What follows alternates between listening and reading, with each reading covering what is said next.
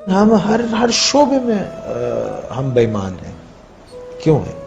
تعلیم کا شعبہ، اس میں سفارش اور سیاست ہے، سیاست کے اندر سیاست ہے، اور رشوت ہم لیتے ہیں، بے ایمانی ہم کرتے ہیں، جھوٹ ہم بولتے ہیں، دوسروں کو تکلیف ہم دیتے ہیں، دوسروں کے مالوں پہ قبضہ کر لیتے ہیں، یتیموں کا مال کھا جاتے ہیں، غریبوں کو تکلیف دیتے ہیں، مسکین مسافر محتاجوں کو ان کا حق نہیں دیتے، کسی کی مدد نہیں کرتے، اپنے لیے سب جمع کر کے رکھتے ہیں، اپنے سے آگے نہیں سوچتے.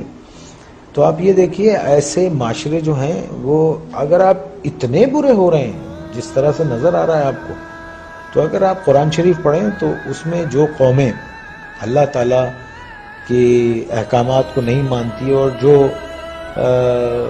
ان سب چیزوں میں نافرمانی میں جب بہت آگے چلی جاتی ہے تو اللہ نے کہا ہے میں ایسی قوم کو تباہ کر دیتا ہوں اور پھر ان کی جگہ دوسرے لوگ لے آتا ہوں. اللہ کہتا ہے کہ میرے لیے یہ کام کوئی مشکل نہیں ہے.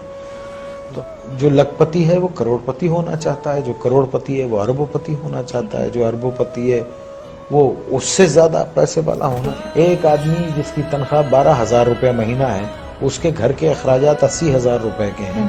یہ کون سی سائنس ہے آپ مجھے بتائیے کہ وہ اس کو پورا کرتی ہوگی؟ اور یہاں 60% لوگ ایسے ہیں جن کی تنخواہیں اتنی ہیں، لمیٹڈ ہیں، اور ان کے اخراجات جو ہیں. تو پھر کیا کرتے ہیں آپ؟ شارٹ کٹس مارتے ہیں، شارٹ کٹس مارتے ہیں. اور ایک بات یاد رکھیے، دیکھیے اگر آپ نے اپنی اولاد کو حرام کھلایا نا، حرام، بے ایمانی، چوری چکاری، ان سب چیزوں سے لوٹ کے یہ سب چیزوں سے کھلایا، تو وہ آپ کے پاس وہ سارا ویسے ہی نکل جائے گا. آپ دیکھیے کبھی جمع کر کے نہیں رکھ سکتا. اگر اس کے پاس رہے گا، جمع بھی ہوتا ہے، تو ایک ڈیزاسٹر ہوگا اور سب ختم ہو جائے گا.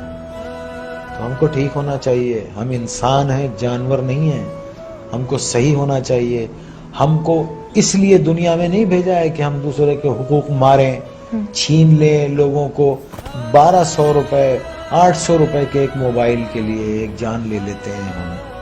کبھی وہ تنہائی میں بیٹھ کے وہ سوچتے نہیں ہوں گے کہ ایک انسان کی زندگی جب وہ پیدا ہوتا ہے تو وہ گوشت کا لوتھڑا ہوتا ہے، پھر وہ انسانی فارم میں آتا ہے، پھر وہ دنیا میں آتا ہے بے سہارا، بے بس. ماں اس کو 9 مہینے پیٹ میں رکھتی ہے، پالتی ہے، پھر وہ گرم سرد کا مقابلہ کرتا ہے اور بڑا ہوتا ہے، چوٹیں لگتی ہیں، دھوپ ہے، بارش ہے، اور پھر ایک آدمی اس کو ایک 500 روپے کے موبائل کے لیے اتنی تک و دو سے پلنے والے بچے کو گولی مار کے چلا جاتا ہے.